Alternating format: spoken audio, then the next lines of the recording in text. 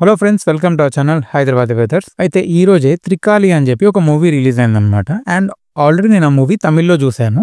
So ఈ video వచ్చి దాని రివ్యూ. అయితే స్టోరీ లైన్ వచ్చి మనకు ఒక రైటర్ని చూపెడతాడు. అండ్ తను ఎట్లా ఫీల్ అవుతాడంటే, మనుషులు రాత రాసిన దేవుడు ఎలా రాస్తాడో తను కూడా తన క్యారెక్టర్స్ రాత డిసైడ్ చేసి గాడ్ లాగా ఫీల్ అవుతాడు అనమాట. అండ్ తను ఎట్లా అంటే తను ఏదనుకుంటే అలానే ఉండాలన్నట్టు ఏ చేంజెస్ కూడా చేయడు అనమాట ఎవరైనా సజెస్ట్ చేసిన. సో అలాంటి రైటర్ ని తను రాసిన క్యారెక్టర్స్ వచ్చి జస్టిస్ కోసం క్వశ్చన్ చేస్తే ఎలా ఉంటది అనేది ఈ మూవీ అనమాట. అండ్ చెప్తున్నా మూవీ మనకి 90% వరకు ఆ సస్పెన్స్ గానీ ఆ థ్రిల్ గానీ కంపల్సరీ మెయింటైన్ చేస్తుంది. అట్లా మనం అసలు నెక్స్ట్ ఏమవుతుంది, అసలు ఏం జరుగుతుంది అనే పజిల్ త్రూ మనం ఎంటర్టైన్ కూడా అయిపోతాం అనమాట. అండ్ యాక్టింగ్ పార్ట్ కి వస్తే ఎవరికి ఇచ్చిన దాంట్లో వాళ్ళు the best of the best delivery ఇస్తారనమాట, అవుట్పుట్. అండ్ మూవీది one of the main thing ఏంటంటే ఏదైతే స్టోరీ ఉందో అదంతా మనకి జనరల్ గా మన లైఫ్ లో చూసే సింపుల్ స్టోరీస్.